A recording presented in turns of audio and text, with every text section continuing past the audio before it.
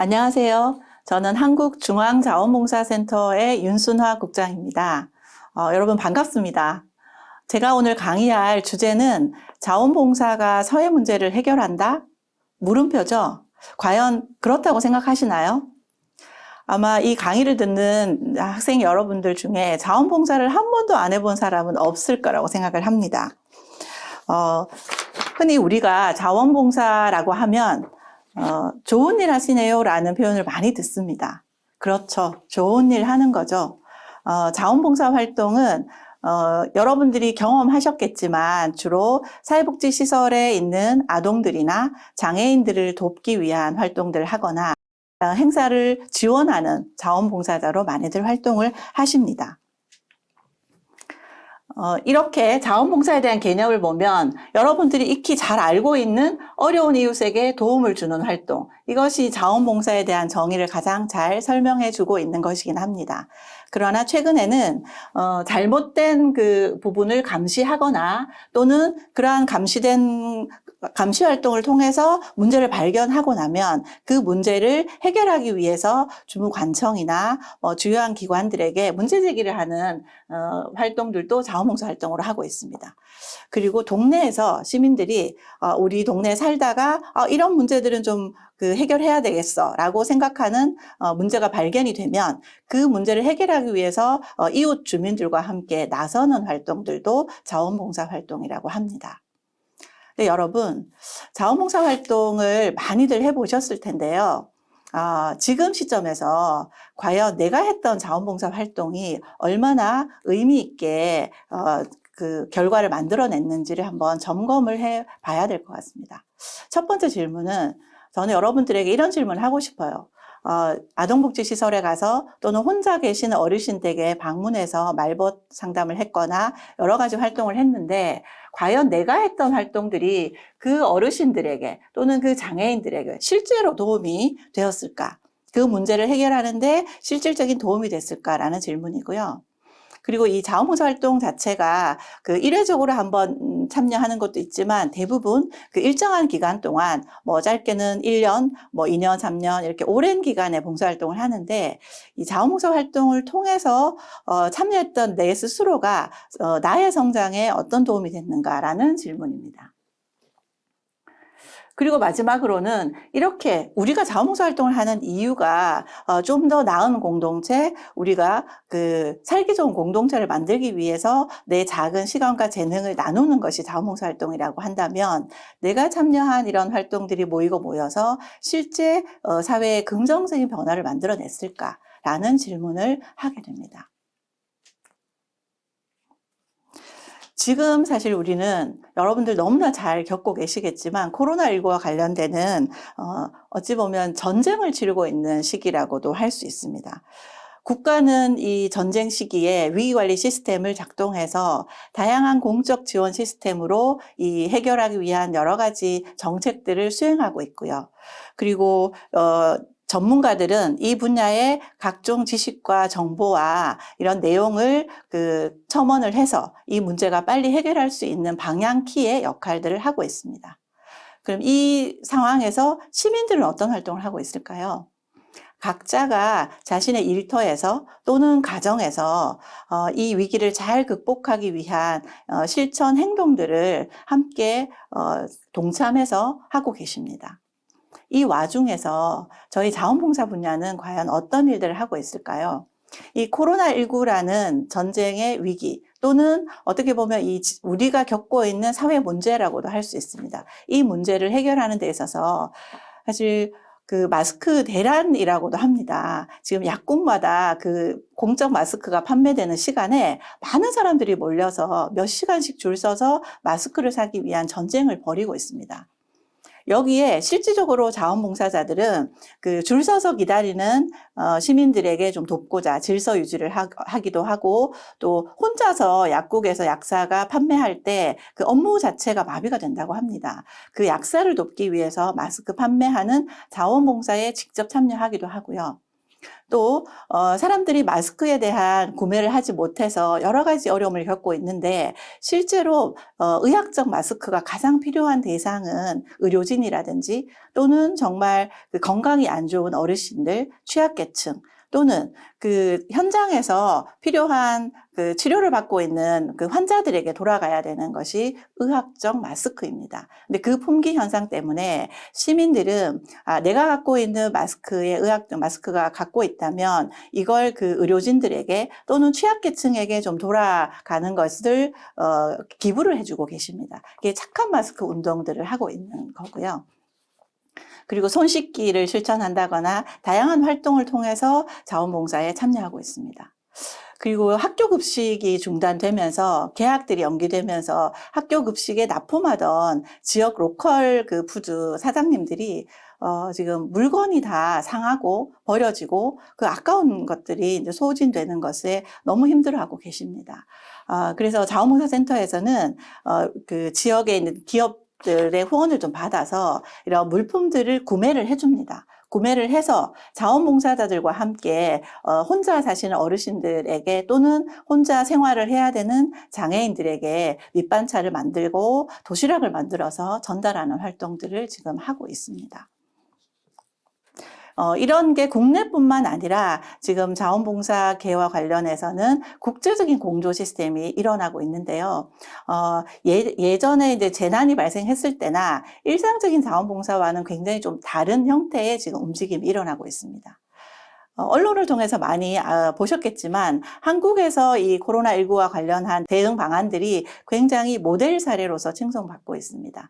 자원봉사계에서의 대응 전략 또한 해외 여러 나라들이 좀 참고하고 벤치마킹 하고 싶다는 요청들을 많이 해주고 계셔서 저희는 오늘도 이 온라인을 통해서 저희가 만든 자원봉사 활동의 대응 지침, 대응 계획들 또 한국에서 시민들이 좀 나눔 활동을 하고 있는 좋은 사례들을 자료를 번역해서 해외 여러 나라들과 함께 공유하고 그들이 이 활동을 좀 참고해서 그 나라에서 좀 잘 대응할 수 있도록 돕는 이런 움직임들이 일어나고 있습니다.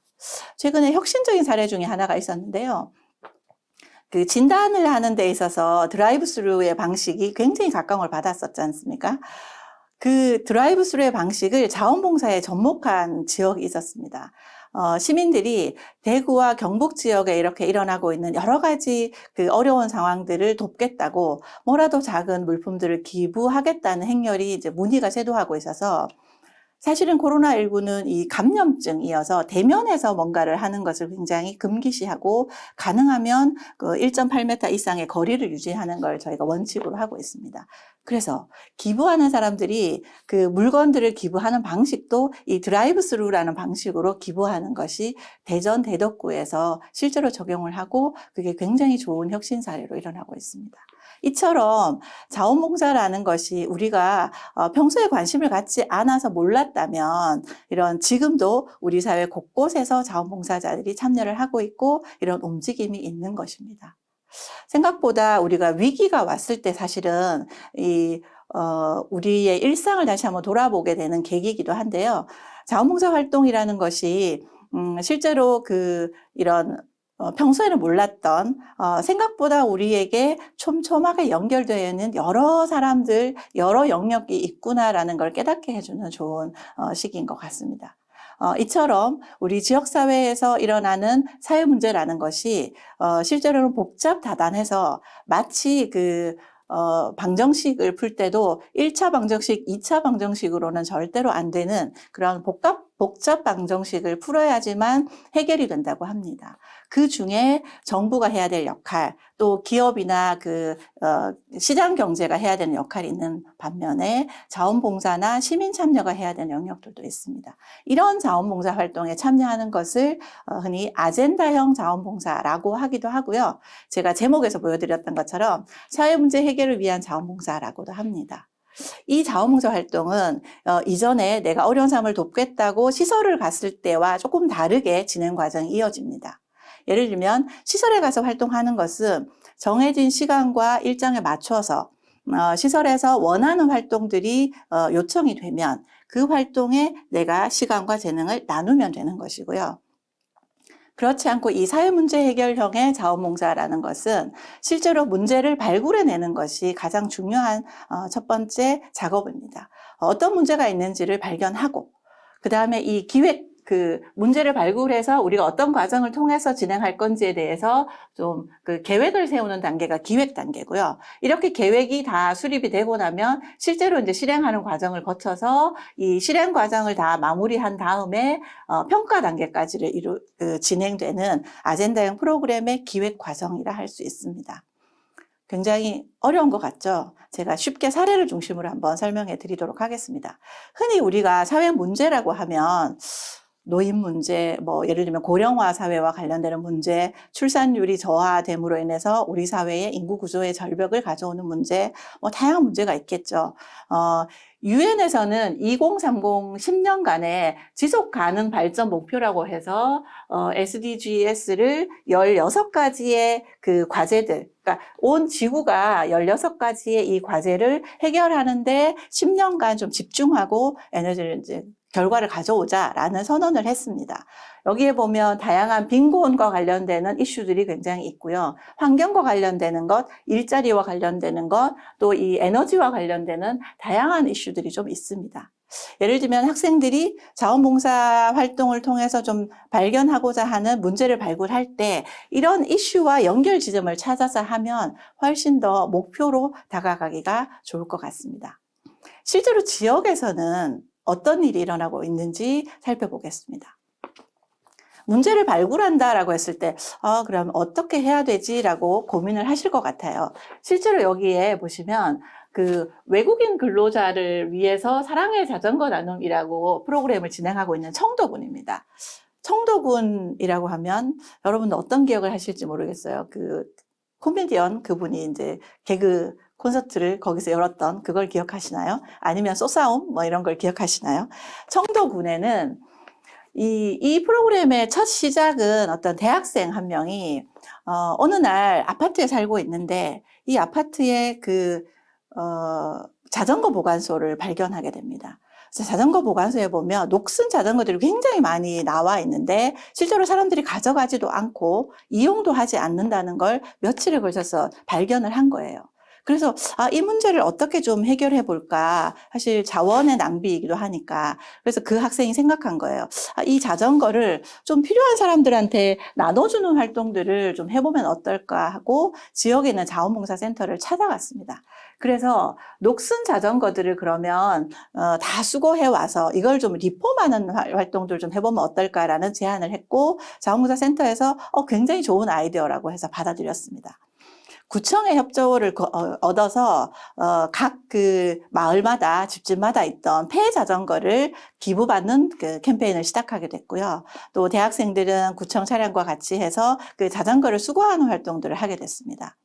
이렇게 수거해온 자전거를 리폼하려니까 이런 리폼에 좀 전문가가 있었으면 좋겠다라는 생각을 했습니다.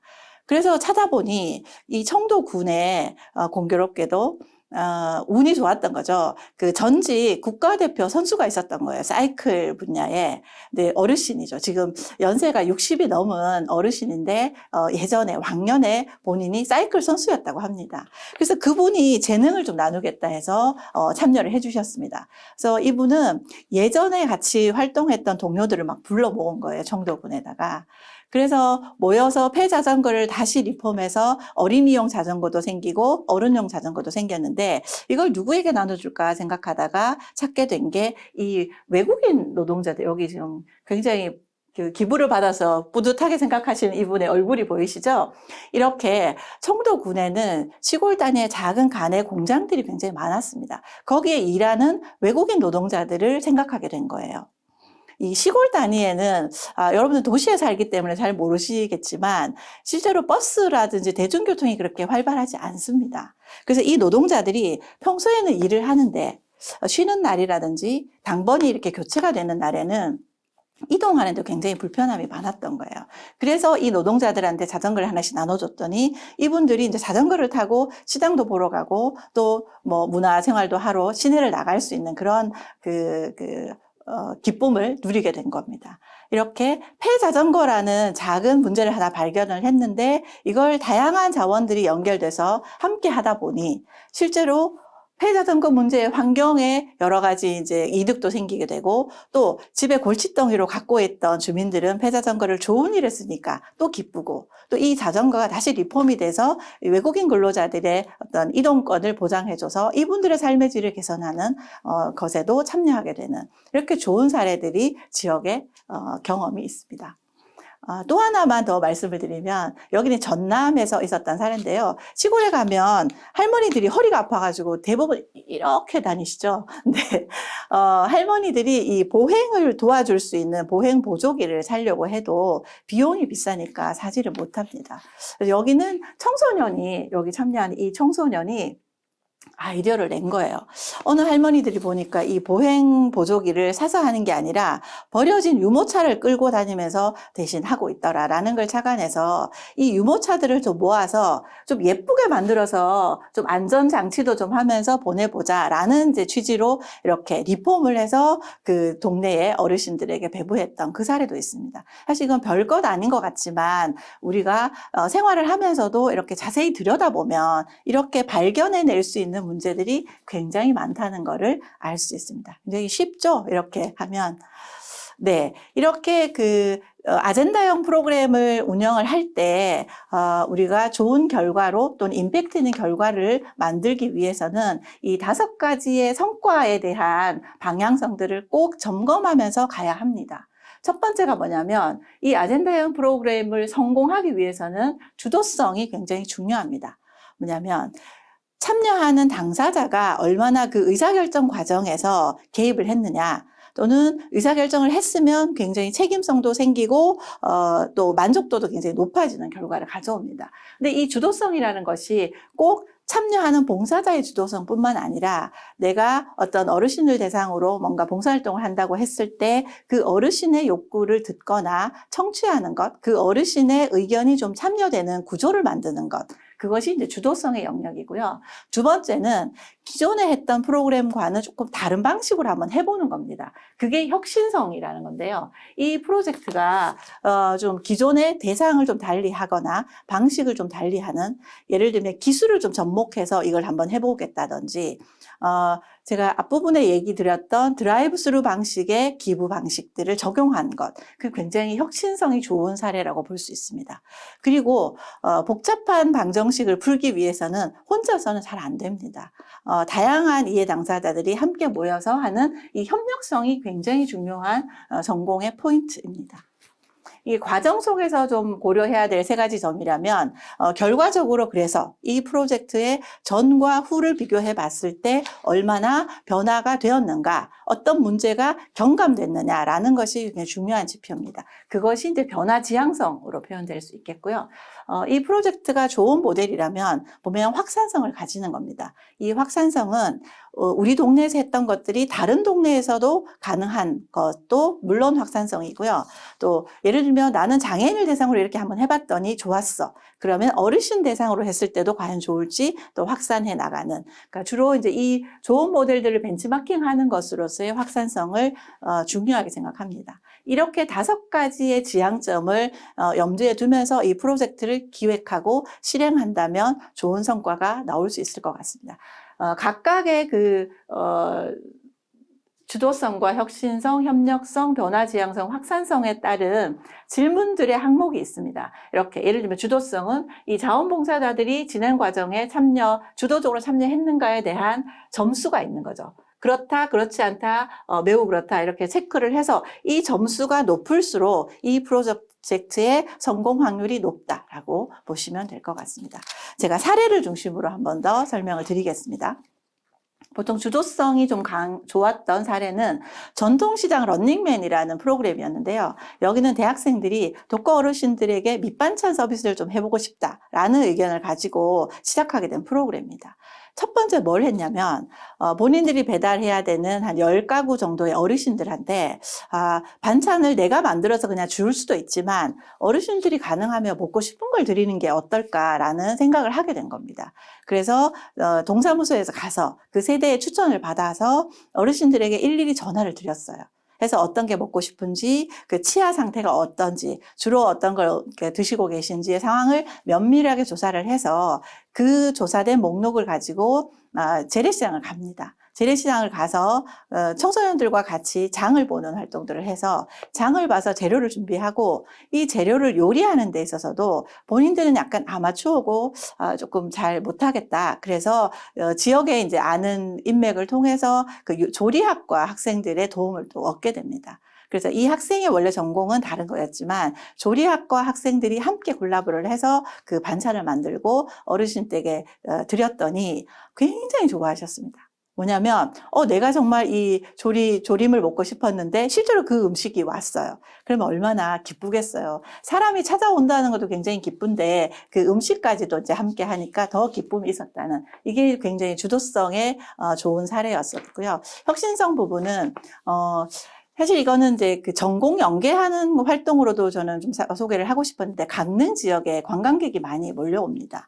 네, 그 지역 식당들이 우리 메뉴들을 좀 소개하고 싶은데 적절한 메뉴 소개에 채널이 없다라고 해서 여기는 이제 컴퓨터를 전공하는 학생들이 앱을 만들어서 식당들의 정보를 올립니다. 그래서 그 앱이 들어가 있는 인쇄물들을 그 각각의 강릉시의 거리에 있는 전봇대에 막 붙여서 시민들이 그걸 QR코드를 찍으면 식당 정보를 이렇게 찾아서 검색할 수 있도록 서비스를 해준다거나, 아니면 그 시청의 웹사이트를 통해서 이 정보를 전달하기도 했었습니다. 이거는 전공을 연계한 여러 가지 사례로서 좀 소개를 드리고 싶었고요. 이건 폐지 줍는 어르신에 대한 이야기인데, 워낙 폐지 줍는 어르신 활동들은 뭐 잘 알고 계신 거긴 합니다만, 시작하게 된 여기는 경남 사례이긴 합니다. 경남 지역에 있는 기업 중에서 한화테크윈이라고 그 철을 다루는 기업이 있습니다. 여기에 있는 명장 출신들이, 이 어르신들이 그 리어카 무게도 굉장히 무겁지만 폐지를 가득 이렇게, 여기 보시면 눈 오는 거리에서 어르신들이 이 폐지와 관련해서 이만한 무게를 같이 하니까 더 플러스가 되는 거죠. 연약한 몸에 이거를 다 짊어지고 가시는 건 어렵다 해서 이 옆에 보면 간단하게 미니 리어카 형태로 이렇게 만들어서 어르신에게 제공한 사례가 있었습니다. 여기도 대학생 봉사단들이 이런 어르신들을 좀 찾아오고 또 조사를 하고 해서 이런 그 페인트칠도 도우면서 명장들과 함께 활동을 했었고요. 여기 안전장치도 달고 야광 그 신호등을 통해서 밤에도 안전하게 할 수 있도록 도와줬던 사례가 있었습니다. 네. 이건 안양에서 있었던 사례인데요. 워낙 고양이들을 좋아하시죠. 그래서 그 관내에 이제 재건축이나 재개발이 되면서 그 평소에 그 살고 있었던 고양이들이 길을 잃어서 외부로 이제 쫓겨나게 되는 상황을 발견하고 가족봉사단들을 모집을 해서 가족봉사단들과 함께 길냥이가 이제 먹을 수 있는 이런 그 미어캣 같은 걸 만드는데, 그 사료를 이런 기업들에게 후원을 받아서 진행했던 경험이 있습니다. 이것도 이제 가족 단위 봉사활동으로서는 굉장히 좋은 것 같습니다. 네, 변화지향성 중에 이 마마식당이라는 것은 관악구에 있었던 사례인데요. 이 관악구에 이제 어린이들이 보통 결식 아동들에게 카드를 지급하고 그 카드로 식당에 가서 음식을 먹습니다. 네, 그러면 낙인에 여러 가지 이제 어려움도 있고 원하는 음식을 먹기가 굉장히 힘들다고 합니다. 이 문제를 이 마을에서 해결했습니다. 엄마들이 이렇게 식당을 운영을 합니다. 아이들이 여기 와서 그냥 마음껏 먹을 수 있도록 음식도 제공하고 언니 오빠들이 와서 공부도 도와주고 놀이도 같이 하는 활동들을 이 관악구에서 했었습니다. 실제로 이 활동이 벤치마킹이 되어서 한국 어린이재단에서는 지역의 세계소에 이 동일한 모델들을 가져가서 활동한 사례도 있습니다. 이렇게 이제 실제적인 변화를 이끌어내는 활동들이 자원봉사 활동으로 일어나고 있습니다. 그러면 이렇게 자원봉사 활동을 좀 하고 싶은데 나는 이걸 정보를 어디서 찾아야 되나? 라고 궁금하게 생각하실 것 같습니다. 그래서 제가 또 이렇게 준비를 했습니다. 여러분 1365 자원봉사 포털에 대해서는 다 잘 알고 계실 거라고 생각합니다만 지금 모르셨던 분들은 1365 자원봉사 포털 이렇게 검색 포털에다가 치시면 이 웹사이트가 뜹니다. 여기에는 다양한 자원봉사 센터에 대한 정보도 있고요. 자원봉사 활동을 할 수 있는 수요처에 대한 정보들도 있습니다. 전국에는 246개의 자원봉사 센터가 있습니다. 시군구마다 다 있기 때문에 여러분들이 어떤 활동을 해야 될지 또는 내가 이 활동을 하고 싶은데 어떻게 누구랑 해야 될지 잘 모르겠다라고 하면 자원봉사 센터에 문을 두드리셔도 좋을 것 같습니다. 수요처라고 하는 이게 자원봉사 활동을 하는 거점 기관들도 전국적으로 49,000개가 넘는 수요처들이 있습니다. 대단하죠? 네. 여기와 함께 하면 여러분들이 혼자서 하는 어려움을 좀 도와줄 수 있는 지역에 있는 다양한 자원이 있다는 걸 알고 참여하셨으면 좋을 것 같습니다. 아젠다형 자원봉사 프로그램 또는 사회문제 해결형 자원봉사 프로그램이라고 제가 설명을 드렸는데 하나도 어렵지 않습니다. 뭔가 내가 살고 있는 일상에서 조금 더 관심 있게 우리 지역을 한번 살펴보고 살펴본 지역에서 조금 더 그 대상에게 관심을 가지면 자연스럽게 문제는 발견이 된다고 생각을 합니다. 여러분 왔다 갔다 하면서 학교를 등교하고 하교할 때 또는 친구들과 카페에서 차를 마실 때도 우리 주변에 어떤 사람들이 있는지 이런 얘기를 나눠보시고 그 속에서 좀 재밌게 할 수 있는 여러 가지 이슈들을 좀 찾고 함께 했으면 좋겠습니다. 감사합니다.